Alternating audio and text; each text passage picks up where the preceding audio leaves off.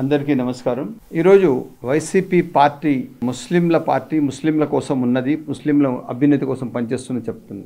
నేను సూటిగా జగన్మోహన్ రెడ్డి గారికి 4 ప్రశ్నలు అడుగుతున్నాను. మీరు గత సంవత్సరం అబ్దుల్ కలాం గారి జన్మదినం రోజు 26,000 కోట్ల రూపాయలు ముస్లిం మైనారిటీల కోసం ఇచ్చారని చెప్పారు. 2,600 కోట్ల లెక్కలు మీరు చెప్పేసేయండి, మేము వినడానికి సిద్ధంగా ఉన్నాను. ఇదే కాకుండా అబ్దుల్ సలాం గారి కుటుంబం రైల్లో ఆత్మహత్య చేసుకునింది మీ ప్రభుత్వంలో, మీ అరాచకం వలన.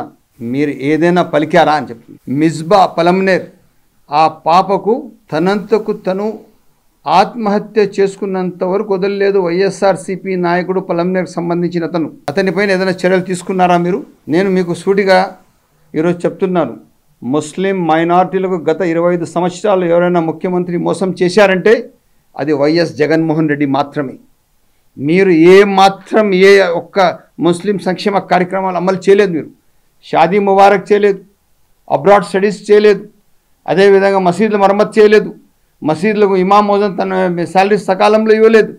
ఇవి కాకుండా ఏ ఒక్క వక్ ప్రాపర్టీస్ మిస్యూజ్ అయినా కూడా మీరు మాట్లాడిన ముఖ్యమంత్రి ఎవరన్నా ఉన్నారంటే మీరే.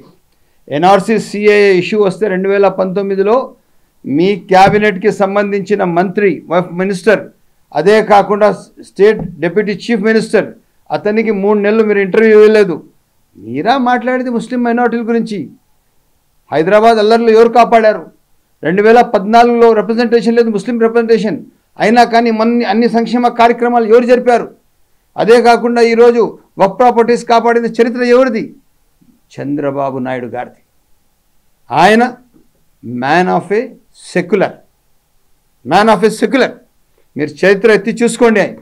ప్రతి సంక్షేమ కార్యక్రమంలో ఎక్కడ కూడా కానీ ఆయన ఎవరున్నా ఎవరు లేకపోయినా, ఎవరు ఓటు వేసినా ఏకపోయినా శాచ్యురేషన్ బేసిస్లో అందరికీ న్యాయం చేసిన ఏకైక వ్యక్తి.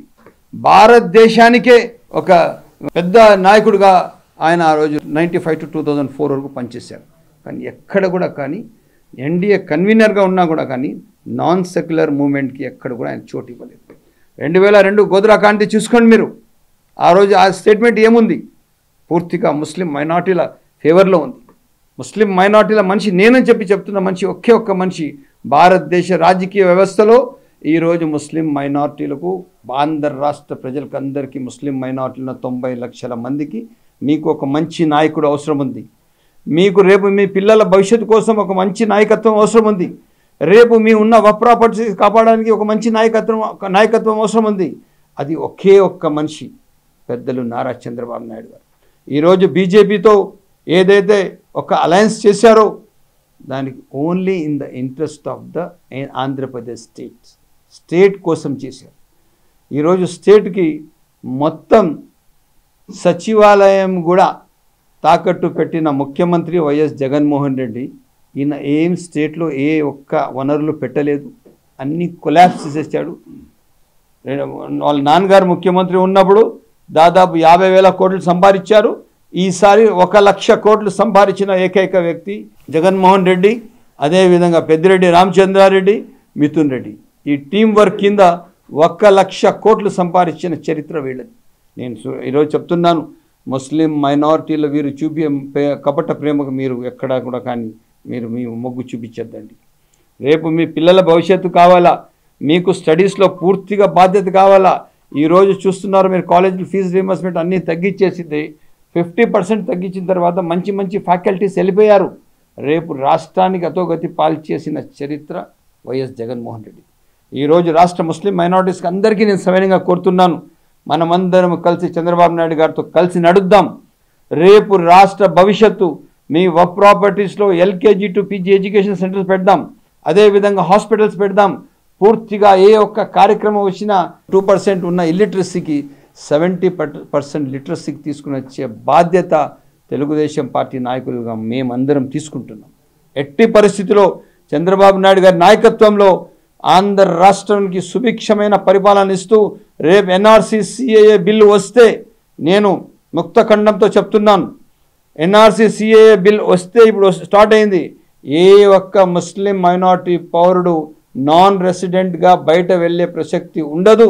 దాన్ని పూర్తి బాధ్యత పెద్దలు చంద్రబాబు నాయుడు గారు తీసుకుంటారు. నేను కాన్స్టిట్యున్సీ పరంగా, నేను జిల్లా పరంగా నేను పనిచేస్తాను. ఏ ఒక్కరు ముస్లిం మైనారిటీలు అభద్రతా భావం పెట్టుకోవద్దండి. ఈరోజు మీరందరూ మనమందరము కలిసి పెద్దలు నారా చంద్రబాబు నాయుడు గారి నాయకత్వానికి బలపరిచి ఆయనతో కలిసి నడుద్దాం. ఎందుకంటే మీరు గుర్తు చేసుకోండి, హైదరాబాద్ అల్లర్లు 3 నెలలు కర్ఫ్యూ ఉండేది, ఒక్కసారిగా దానికి స్ట్రీమ్లైన్ చేసిన చరిత్ర ఆయన. వక్ ప్రాపర్టీస్ కాపాడిన చరిత్ర ఆయన. ఎక్కడ కూడా ముస్లిం వ్యతిరేక కార్యక్రమాలు చేయలేదు.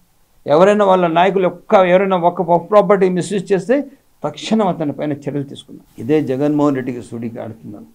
కర్నూలులో 5,000 కోట్ల ముస్లిం వక్ ప్రాపర్టీ మీకు సంబంధించిన ఎమ్మెల్యే అండ్ ఫ్యామిలీ కబ్జా చేశారు. ఏం యాక్షన్ తీసుకున్నారు జగన్మోహన్ రెడ్డి గారు?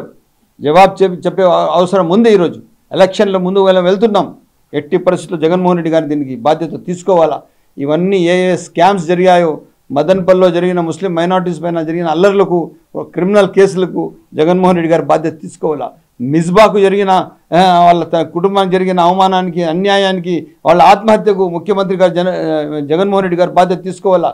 సలాం కుటుంబానికి జరిగిన అన్యాయానికి, వాళ్ళ ఆత్మహత్యకు కారణం ముఖ్యమంత్రి గారు బాధ్యత తీసుకోవాలా. ఏదైనా ఒక్కరోజు మీరు మాట్లాడాలని చెప్పి నేను సభాముఖంగా తెలియజేస్తూ ఎట్టి పరిస్థితుల్లో ముస్లిం మైనారిటీలు చెప్తున్నాను, ఈ వైఎస్ఆర్సీపీ కపట ప్రేమకు మీరు ఎక్కడ కూడా తల వంచొద్దండి. మన నాయకుడు, మన భవిష్యత్తు, మన పిల్లల భవిష్యత్తు ఒకే ఒక్క నాయకుడు, అది పెద్దలు నారా చంద్రబాబు నాయుడు గారు సవినయంగా తెలియజేస్తారు.